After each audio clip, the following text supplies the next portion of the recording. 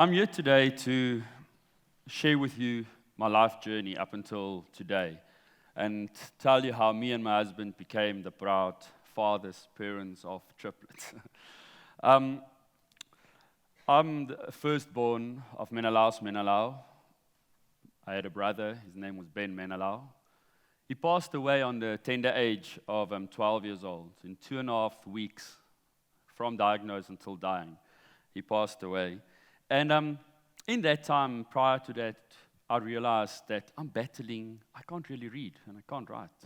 I can read a few words, but all my friends read the book. I read half a page. And the teachers realized I'm dyslexic. With that, my brother dying, I'm dyslexic. I decided, listen here, this is not going to work. This is a battle. And my brother dying the Saturday morning, that Sunday my parents started drinking. And up until today, they never stopped. I left home. I just turned 15 years old.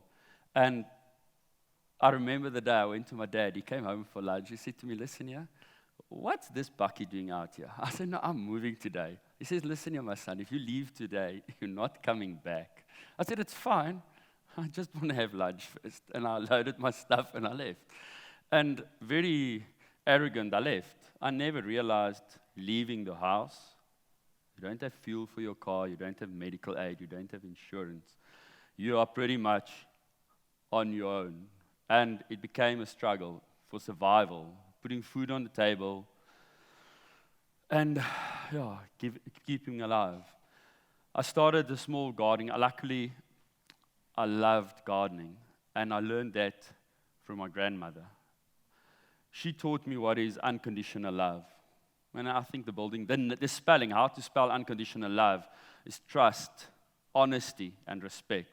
And that lady always stood with me. I promise you, there were not one day she didn't stand behind me, phone me in the morning, 6 o'clock. Christos, how are you? What are you doing today? Where are you going? We returned one day from the supermarket, and a rubbish truck came in, and I said to my granny, I want to be a truck driver. She said, great. You know what's going to be awesome? You're going to be traveling in different areas and different suburbs. You're going to meet people. You're going to keep the community clean. And the next day, my mother came and got me and took me home. When I left, I realized, you know what? My granny loves me no matter if I can read or write. No matter what. She just loves me. If I'm a truck driver, it's fine. Left home. Started a gardening business, cleaning gardens, cutting grass. I sold my Walkman. It's a lot of years ago, 21 years ago. I had a Walkman, sold that, sold my portable TV, and I bought a lawnmower. Cleaning gardens. One client came to me and said, listen, you're such a perfectionist. Why don't you come and build me a wall? I saw you did a little garden edge once for me. And I said, yeah, sure, that's easy. Build a garden wall. Then he asked me, oh, don't you want to redo a bathroom of mine? And I'm like, yeah, easy, just towel work. And I promise you, please never, ever redo a bathroom for your first project, because I promise you, it'll be your last. It was a nightmare. I learned there how to, I just prayed most of the time. I think that's how I managed. And this business of mine changed. I started in landscaping, garden services, irrigation, and building. And currently, I'm building office blocks, shopping centers, and schools. What we did is, I am on the farm. I just moved off the farm. I met Theo, my husband. We met the 13th of June, and I know people say, oh, you have to meet somebody and know each other for 6 months or a year, and then this. 13th of June we met, and the 1st of July, 9.5 years ago, we met and moved in together. 17 days or something like that, and we stayed together up until now. And it was a great life. He's a commercial pilot, I'm a builder, I'm a developer, property developer. Everything's going very well with us. And we're flying around. On a Thursday, I'll say, hey, we're flying tonight to London. We had a great life. But something was not there. And I said, both of us love children. I said, let's try adopting children.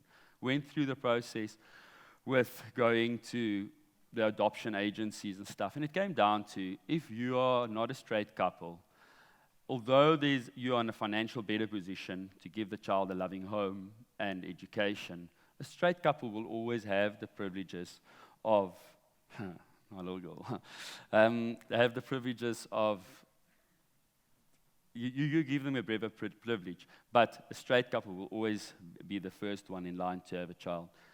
Then, 2013, 14th of February, Valentine's Day. Oscar Pistorius was my neighbor, and probably it was my best friend. I want to say is. And he shot and killed his girlfriend. And that day changed a lot in our lives. For him, for the worst, and for me, you'll hear now, for a very, very positive story. I was state witness. Through that whole year, with all the court cases and stuff, us as witnesses, our nerves was finished, because that was, I never want to have that part of my life. And the Friday, one of the state witnesses said, listen, let's get together and have a big braai. In South Africa, we braai, barbecue, and drink red wine. And that's what he did. And the lady came to me while we were there. She said, where's your children? I said, no, we don't have children. She said, why? Why didn't you adopt? I said, I told her the story. And she grabbed my hand. She said, Christo, no. Do a surrogacy. I said, surrogate to men. No person is going to do that. And I left it there. I'm driving up in South Africa. I'm busy on a big project. And Theo phones me. He says to me, listen, I'm going to send you a message. But first, just stop your car. And I thought, what the hell? Here's a message of a lady coming to us, telling us she's a sister of this state witness, his best friend, and she want to give us the gift of life. She want to know, can I surrogate for you? And I'm like, this is not possible. It's not possible. Got home, we spoke about it. I don't think we ate for 2 days. I don't want to eat. I'm like, we wanted children, now it's here, and how it's going to work. Met up with a lady, she and her husband, and their 3 children came to visit us. 7 months old, 3 years old, and I think 5 years old. So now I'm like interviewing her, but it's actually like a social. And she says to me, she works for McCarthy. And I said, oh, nice. I said, and I thought, no, wait a bit. Before I said it, I said, oh, where? She's now in town. I said, oh, okay, which branch? She told me which branch. It works out, she works in the same office as my mother. They're sitting a desk apart. There's not even a piece of glass in between. And I knew this is a sign, go for it. We went for it. The whole surrogate thing, my mother, we told my mom, listen, you need to behave. My surrogate is sitting in the same office as you. And we went to court, got a high court application done, granted. You go for mental, physical, and financial. I don't know why financial, but financial evaluation. Planted in once, didn't get pregnant. Next time planted again, we were expecting twins between 6 and 8 weeks. I'm not 100% sure how many weeks. We had a miscarriage, and God worked that day with me because of, I said to people, if you want to, don't even ever have an unwanted child. If you fell pregnant and you're not married, you're not happy, go for abortion. Listen here, by losing that children, I learned gift of life is not in your hands. We planted in again, didn't fall pregnant. We went back to court, reapplied. You're only allowed 3 times in South Africa. And first time we go to a doctor. It's nice, but it's not like the place we were in Santon. It's like they bring drinks on trays to you in that hospital and what. This place, normal doctor's place, planted in 2 eggs. Now it works. This DNA is of me and my husband. So they take your sperm, they take your donor's eggs, they wash it, and then they divide it up. So half of the eggs, the washed eggs, you usually get 6 to 8 eggs, gets divided up, 4 for me and 4 for my husband. We took that, planted it in, and one funny thing, that day when the doctor planted, I said to him, doctor, when he came out, I said, you did plant in 3, eh? And he laughed. He said, no, you remember, your court order only says 2, your surrogate agreed to. I said, oh, no, I'm just joking. I said, just maybe. And I remember that words up until today. So we found out we are pregnant. We came to Cyprus, to Paphos, to Apollos with my family, visited here. We just bought a new car, SUV for the twins. We're going to have twins, guys. We found out there's twins. We went back to South Africa, and I've got a friend, he's a South African singer, and all the media's around him, so he got this place, we go for a friend of them, where they do 4D scans. So I did the 4D scan, and they were like, baby number 1, oh, there's a penis. I think there's a penis, the doctor. And she goes, next one, maybe another penis. And she keeps quiet. And I'm a doctor. My father was a doctor. And I'm like, yes, see, if a doctor keeps quiet, there's problems. She says, there's another baby. My husband, it was just F this, F that, F this. And I'm laughing, I'm giggling. Oh, I haven't stopped until today. And the nicest thing, I promise you, the lady we got for surrogate, she never complained up until today about anything. She was lying on that table. There's 3 babies in there. The only word she said is, oh, thank you. Now I know why I've got this mass pressing on my pelvis. Because there's 3. So, yeah, what happened? It was a journey. 7 days after that, our doctor advised us to do abortion that's one of the girls, and that's the boy. Those are the 2 identical twins, and that's the boy. That's Joshua, Kate and Zoe, and that's Joshua. They said there's twin-to-twin transfusion. This is going to cost you your pregnancy. Abort the pregnancy with the identical twins immediately. 31 weeks later, Saturday morning, I'm on site, a call. She was in hospital already because of organ failure. They said to us, listen here, that time has come. Our beautiful 3 babies was born, Joshua, Kate, and Zoe. We knew she's got a heart problem, one of our daughters. Her inlet and her outlet into her heart is in the same heart chamber.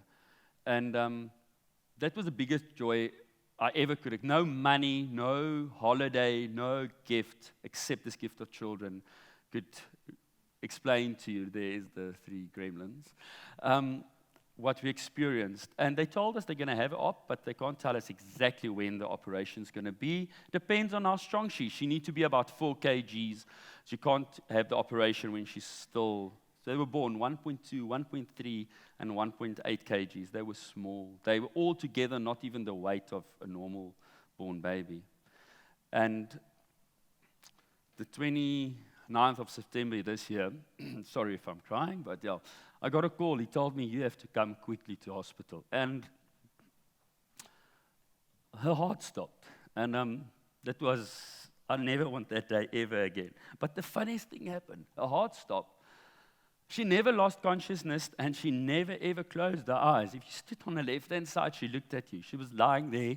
He rushed. We've got qualified nurses working for us day and night. Luckily, they started resuscitating her and keeping oxygen through her not to have brain damage.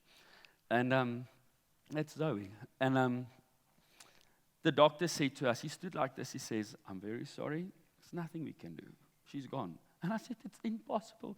Look, her eyes, it's her eyes. And look at her hand, she's holding my hands. He said, no, it's the muscles contracting. One lady, a gay lady actually, it's just by coincidence, a nurse rushed outside and called the ambulance staff. They've got special qualifications and said, come and help. They came in, they worked 3 hours on our child before they could airlift her to a heart hospital. I took her there, they stabilized her. She's getting open heart surgery this Friday. It should have happened yesterday, and I said I'm coming to Tech Talk, so I'm here. And they are with us in Cyprus. And this has been the biggest day on our way. There's my best friend, Hendrik, myself, and Felice. Well, that's the angel in our house. She's our nurse. And there's my husband on the end. Second of the end, not the end, that's a bit the older guy. And so what I want to say is, this is the part of forming the new world order, changing stuff. We are so used to waking up in the morning and going to bed the same way every day. Take a chance in life. Trust each other. And how do you get trust? You deserve nobody. Get trust for free. Prove yourself in a relationship. If you've got trust, you've got respect. If you've got respect, there's honesty. That's what we lack in this world. And I want to say, as a gay man, I'm a proud gay man. We've got 3 children of one mother with 2 dads. This is awesome. This is weird. It's actually freaky if I think about it.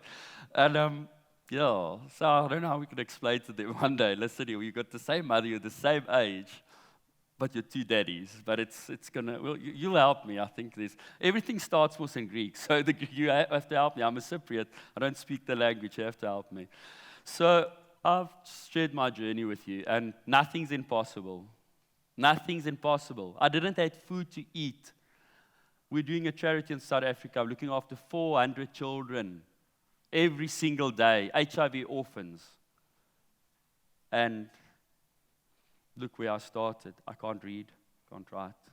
Really, it's a battle. They ask me, where's your text? I couldn't give them, I can't read. I've got people doing it for me, but I can't share my life journey with a strange lady. Okay, typing in Australia, one of my secretaries, typing a thing. My best friend typed me a little memo or note, and every few seconds it changes because it's my heart.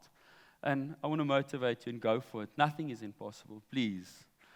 And I'm going to come back to Cyprus. We're selling everything in South Africa, and I want to be part of this awesome crowd. I was sitting here and I'm looking at, I don't know, that feeling. You've got a spirit here in Cyprus. It's amazing. Thanks for having me.